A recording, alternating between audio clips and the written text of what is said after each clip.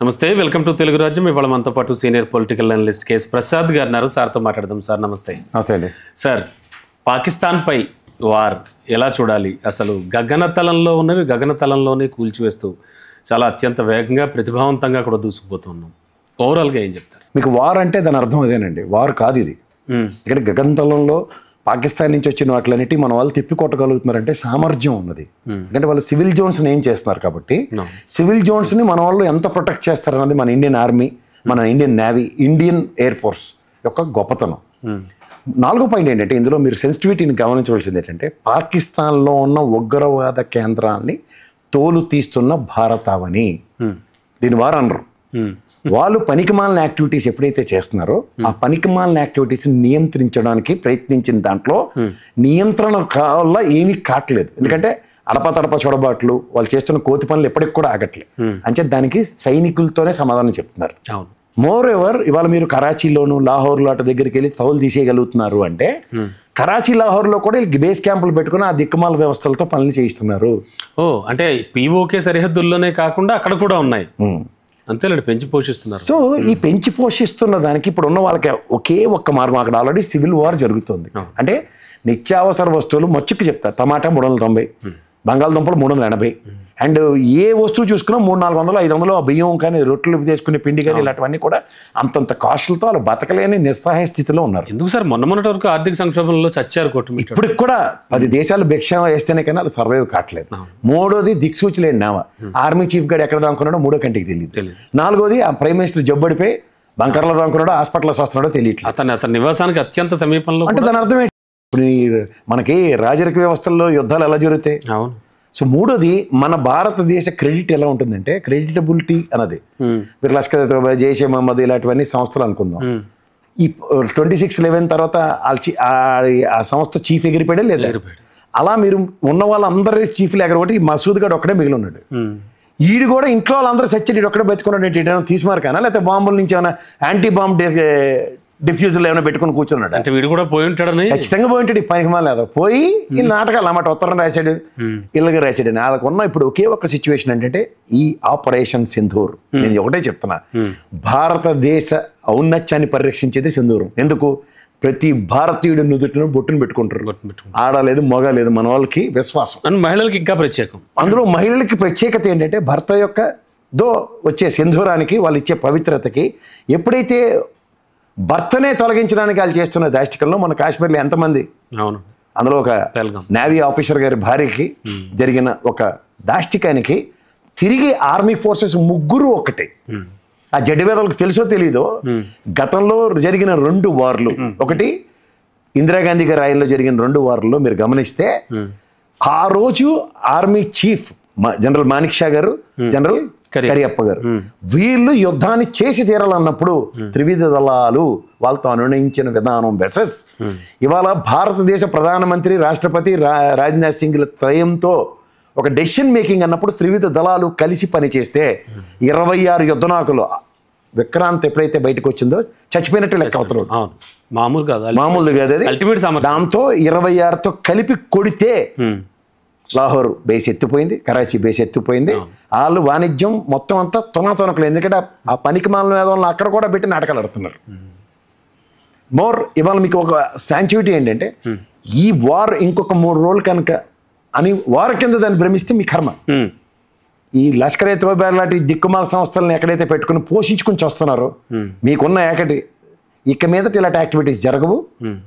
Surrendering అన్న దాంతో వచ్చి భారతదేశంతో కనుక పక్క దేశ దౌత్యంతో మీరు కాపాడుకోగలిగితే మంచిది.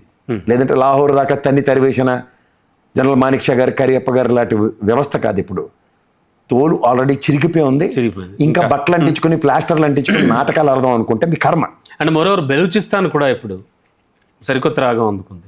ఏమందుకుంటుంది? అలా బంగ్లాదేశ్ను తాలిబాన్ పట్టణాలను పట్టుకుని అమాయకంగా ఆడుకున్నట్టు కాదు కదా పాకిస్తాన్. మన వాళ్ళు మొదలెడితే ఏమవుతుందో ఒకసారి తెలుసుకోమనండి.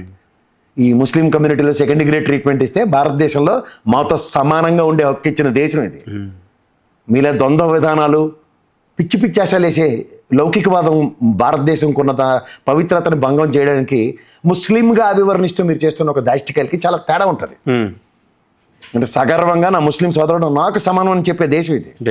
ఎగ్జాక్ట్లీ. అంచేత భారత ఔన్నత్యాన్ని పరిరక్షించుకునే దగ్గర భారతదేశంలో ఏ ఒక్కడికి కష్టం వచ్చినా నిన్న మా కల్నల్ కురేషమ్మ చేసిన పనికి చచ్చున్నారు. వ్యోమికా సింగ్ వీళ్ళిద్దరు చాలు సింధూరం విలువ తెలిసిన మహనీయులు. 9 places కొట్టారు అంతే. మామూలు అదేంటి పిఓకే బోర్డర్లు కాదండి, లాహోర్ లోపల దిక్కు కొట్టిన వాళ్ళు అవుట్ ఆఫ్ 9 4 కొట్టారు పాపలు, బంగారు తల్లులు. అది వాళ్ళ సామర్థ్యం, ఇది మా సామర్థ్యం. మా సింధూరం తుడుద్దామని మీరు ఎప్పుడైతే ప్రయత్నించారో సింధూరం విలువ తెలిసిన వాళ్ళతో తోలు తీస్తే ఎలా ఉంటుందో వ్యోమికా సింగ్ అమ్మ అండ్ కురేషమ్మ కొట్టిన దెబ్బకి చచ్చిపడి ఉన్నారు, కుదేలే ఉన్నారు. అది చచ్చి ఉంటాడు అమ్మదగాడు, మసూర్ అహ్మద్గాడు. ఉనికికే ప్రమాదం వస్తే మగాడు అయితే బయటకు వచ్చి చెప్పి ఇంకా బతికొని ఉన్నాను, యారు దొరికితే వేసేస్తారు నిన్ను. నీకు మళ్ళీ చెప్తున్నాను, ఇవాళ నువ్వు బతికున్నట్టుగా ఫిజికల్ అపియరెన్స్ చూపించు, అరక్షణం చాలు.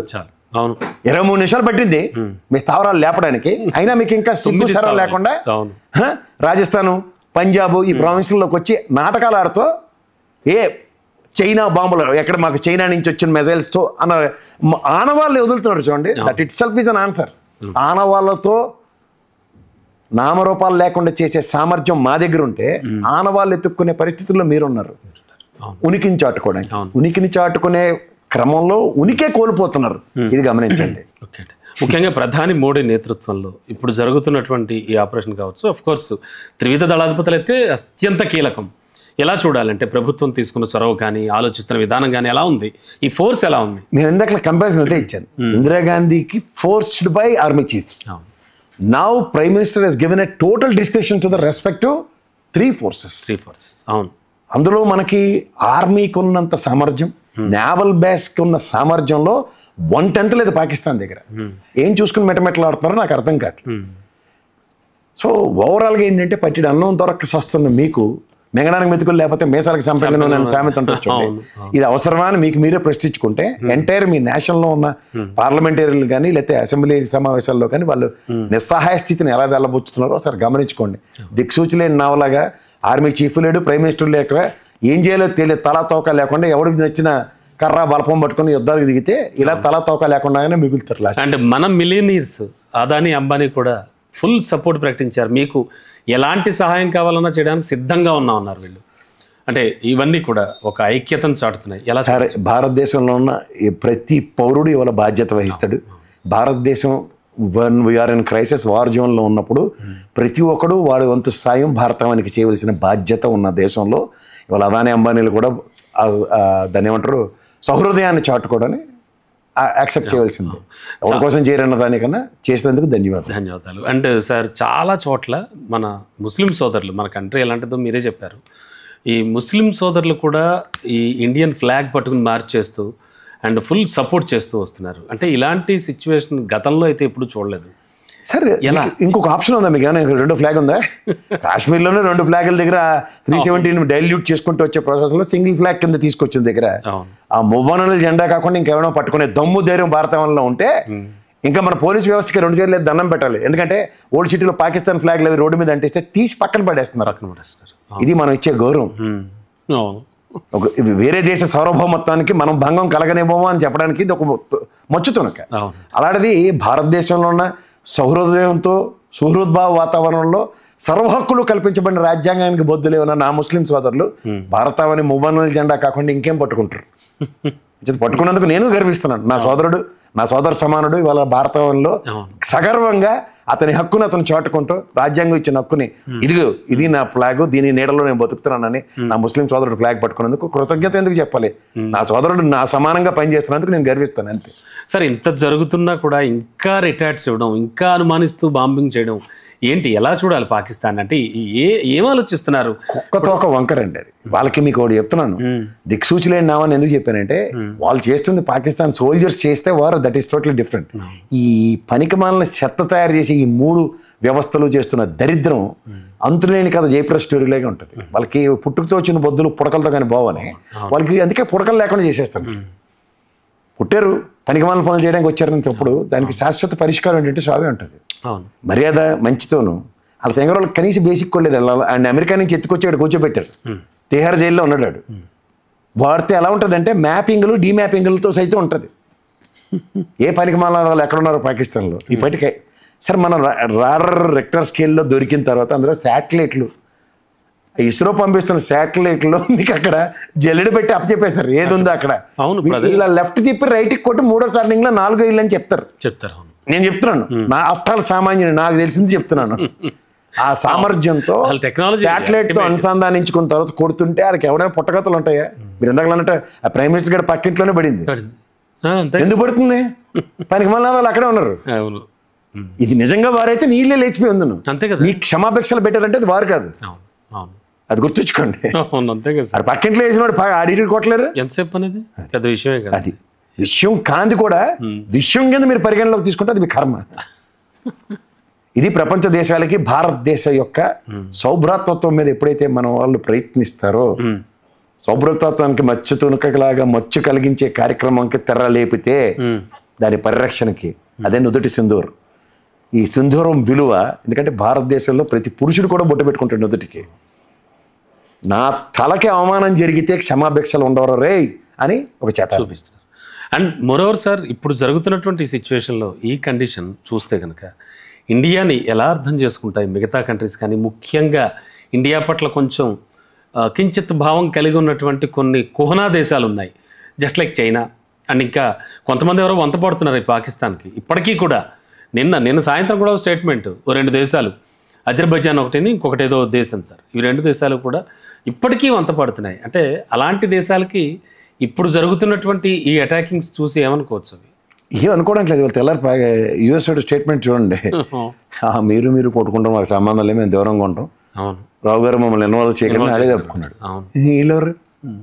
అజర్బైజాన్ చిన్న శతక కంట్రీలో మాట్లాడితే, చైనాకి ఫస్ట్ ఆఫ్ ఆల్ ఒక కమ్యూనిస్ట్ భావజాలాలతో ఇండియాలో అక్కడ వర్షం పడితే ఇక్కడ గొడుగేసుకునే కమ్యూనిస్ట్ బ్యాచ్లు ఉన్నాయని మనకే కాదు సార్, వాళ్ళకి తెలుసు. మన భారతదేశం చైనాతో యుద్ధాలు ఇవన్నీ దగ్గర ఆక్యుపేషన్స్లో జరుగుతున్న చిన్న శతక అలా అరుణాచల్ ప్రదేశ్ ఈ పరిసర ప్రాంతాల్లో అడరజడి తప్ప మనం ఎప్పుడు పాకిస్తాన్తోనూ లేకపోతే చైనాతోనూ నిరంతరం యుద్ధాలు కోరుకునే పరిస్థితి మన దగ్గర లేదన్న విషయం వాళ్ళకి తెలియదు. ఓన్లీ కవ్వింపు చర్యలతో ప్రతిఘటిస్తాం, మనం నిలువరిస్తాం అన్న దగ్గర వాళ్ళకి తెలుసు. కానీ కోరి తలకాయ నొప్పి తెచ్చుకుంటే ఏమవుతుంది అన్న దగ్గర నిజంగా అది పాకిస్తాన్తో యుద్ధం చేస్తే అది వేరు. కాబట్టి అప్పుడు మీరు అన్నట్టు ఈ అజర్బైజాన్ అనండి, పాకిస్తాన్ అండి, ఎవడో చిన్న శతక చేశారు 4 వాళ్ళ మీదకి రావచ్చు, మేము ఉన్నామని. కానీ ఇది యుద్ధం కాదు కదా. ఫస్ట్ వాళ్ళని ఈ బేస్ క్యాంపులు ఏవైతే ఈ రాక్షస క్రీడలు చేసే పనికిమాలిన మెదలను నిర్మూలించడానికి ప్రపంచానికి ఒక దాటి మీద తీసుకొచ్చి చెప్తుంది. లేకపోతే అలా దేశగుర్రం సినిమాలో గ్యాప్ తీసుకున్న వేటరా అని నాన్న అడుగుతారు చూడు, వచ్చింది ఆ వేరే మూవీలో గ్యాప్ తీసుకున్నాడు అన్నప్పుడు కాశ్మీర్లో వాళ్ళ మీద 26 మంది మీద దాడి జరిగింది. ఎప్పుడు చనిపోయిన తర్వాత ఎంత గ్యాప్ తీసుకుని కొట్టారా? ఎంత రణతంత్రం రచించుంటారో ఆలోచించండి. పిన్ పాయింట్ యాక్యురసీతో కొడుతున్నారు వాళ్ళని. సార్ చైనా ఇప్పటికీ హెల్ప్ చేస్తుందంటారా? సార్ అవన్నీ వాళ్ళు టాకబుల్ చెప్పుకుంటూ ఉంటారండి వాళ్ళు. అంతే, అంటే ఒక దాన్ని ఏమంటారు, లేనిపోని బలాన్ని చూపించడం, మేకపోతే గాంభీర్యానికి మా దగ్గర అణుబాంబులు ఉన్నాయి, ఇవి ఉన్నాయంటే భయ్ ప్రపంచ దేశాలకి పోక్రాన్ టెస్ట్ గుణపాఠం. ఆ మానవుడు వాజ్పేయి గారు చేసిన పనికి, అబ్దుల్ కలాం గారు చేసిన పనికి 3వ కంటికి తెలియకుండా కొట్టారు. నీ దగ్గర ఉన్నాయని డప్పు కొడితే అమ్మన పెళ్లికి ఎక్కువగా బాజీలు కొట్టారు అనుకోండి, దాని అర్థం ఏంటి? ఆడ విషయం ఇల్లే అని అర్థం. Sir last but not least, పాక్కి ఉన్న ఒకే ఒక ఆప్షన్ ఏమిటి ఇప్పుడు? మొత్తం శరణం అంతే. భారతదేశ సార్వభౌమత్వానికి క్షమాపణలు చెప్తూ మేము మీకు చేసిన ఘోర అపరాధం పునరావృతం కాకుండా ది ఎండ్, ఉదాహరణకి పిఓకే కింద అభివర్ణిస్తుంది, అది మీది అని 2 చేతులు ఎత్తి దండపెట్టడం. బలూచిస్తాన్ లాంటి దాంట్లో కోతి వేషాలు లేకుండా నోరు మూసుకొని ఉండడం. హెన్స్ ఫోర్త్ ఈ ఐఎస్ఐ యాక్టివిటీసు, ఈ టెర్రరిస్ట్ యాక్టివిటీస్తో నాటకాలు ఆడే కార్యక్రమానికి చరమాంకం పడపోతుంది. చరమాంకం మీరు పడేది మీ వాకం ఆల్రెడీ ఆ చరమాంకం అయిపోయింది. మా అయితే ఇంకొక రోజు ఉండొచ్చు, రేపు తెల్లారితే సభకు నమస్కారమే నాకు తెలిసి. అంతే, రేపు తెల్లారి లోపుగా ఇవాళ మీరు సర్వైవ్ అవ్వాలంటే నిన్న అమృత్సర్లో కరెంటు లేకుండా చేసిన ఆపరేషనే చూసుకోండి ఒకసారి. How we are protecting our countries. డ్రోన్లని కింద కొట్టారు, మీరు కొట్టిన ప్రతి మెజైల్ భూమి మీద ఉంది, ఒక్కడి ప్రాణ నష్టం జరగకుండా కొట్టంగా అయిపోయింది, మొత్తం అంతా అయిపోయింది. ఇప్పుడు యుఎన్ క్యారెక్టర్ ఎలా చూడొచ్చు ఇప్పుడు ఇదంతా జరిగాక? అంతర్జాతీయంగా మొత్తం అంతా చూస్తూ ఉన్నారు, అండ్ యుఎన్ఓ సంగతి ఏమిటి? ఇప్పుడు థర్డ్ ఎంపైర్ రోల్లో ఉన్నారు, అవుట్ అయిందో లేదో కనుక్కుందని కానీ డెసిషన్ ఎవరు అంతే. అది మీరిపోయింది సార్. యుఎన్ ఇట్లా నెడుతున్న నెగోసియేషన్స్ తర్వాత భారత్ ఆ గ్యాప్ అదే అంతే కదా. Okay okay. మీకు ఎప్పుడైతే బేస్ క్యాంపులో కొడుతున్నారో వాళ్ళు కూడా ఎవరు మాట్లాడలేని నిస్సహాయ స్థితిలో ఉన్నారు ప్రపంచ దేశాలు. అవును, కొట్టింది బేస్ క్యాంపులు అని తెలిసినా కూడా వాళ్ళు మళ్ళీ తిరిగి దాడి చేద్దాం అనుకోవడం అనేది మాత్రం చాలా ఏముంటుంది. ఇప్పుడు ఇంట్లో గంజైనా ఉంటే తాగి బయటకు వస్తాడు శక్తితో, గంజే లేచిపోతే అదే కదా జరిగింది. అదే అవునండి. నేను ఎందుకు బతికున్నాను రా అని బాధపడుతూ రాయగలిగేవి కానీ నేను బతికే ఉన్నాను ఎందుకు చెప్పలేకపోయి. Yes sir. సో శరణు తప్ప వేరే మార్గం లేదు, నో ఆప్షన్. కానీ భారతదేశం శాంతికామక దేశం. శరణు నుంచి వచ్చిన ఎవడు తిరిగి చంపేస్తామని చెప్పరు కదా. ప్రస్తుతం ఉన్న పరిస్థితుల్లో కనీసం ప్రాణాలు కాపాడుకోవచ్చు అధికారులేనా అట్లీస్ట్. జస్టిస్ కట్టు గారు బాగా రాశారు వాళ్ళ ఒక ఆర్టికల్, చాలా బాగుంది. అది ట్వీట్ అనే అనుకుంటా. 2 దేశాలు సామర్థ్యం యుద్ధం చేసేంత సామర్థ్యంలో అలా అని చెప్పి మన దగ్గర ఏమీ లేదనుకోవడం కూడా చాలా తప్పు. ఓ పూట తినైనా బతకగలం, ఆ సామర్థ్యం ఉంది మనకు. ఆహార నిల్వలు, మన పరిస్థితులు పర్వాలేదు. కష్టంగా వ్యవసాయాన్ని మళ్ళీ అందరూ ఏకతాటి మీదకి వచ్చి నేనైనా మీరైనా మళ్ళీ మన ఊరిలో వ్యవసాయాలు చేయగలం. చేస్తే మనకి తిండికి ఏం ప్రాబ్లం రాదు. మిగిలిన విషయాల్లో రాకపోవచ్చేమో కానీ కష్టాలు రావచ్చేమో కానీ.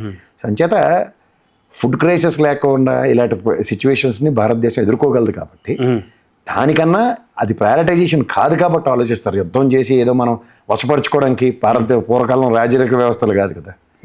అవును. చేత ఇక్కడ నిలువరించడానికి సామరస్యపూర్వమైన వాతావరణాన్ని తిరిగి నెలకొల్పాలంటే వాళ్ళు పంచేంద్రియాలు మూసుకుని వచ్చి శరణు చొచ్చడం తప్ప ఇంకో పని లేదు. Yes sir, thank you sir. Hello, Telugu Rajyam channel చూస్తున్నారా? సామాజిక రాజకీయ జీవన చిత్రణే తెలుగు రాజ్యం. అతిశయోక్తులు అసత్యాలు ఉండవు. రాజకీయ కోణం కాదు, ప్రజా కోణమే కొలబద్ద. తెలుగు రాజ్యం వీక్షణ మీ ఉత్తమ అభిరుచికి నిదర్శనం.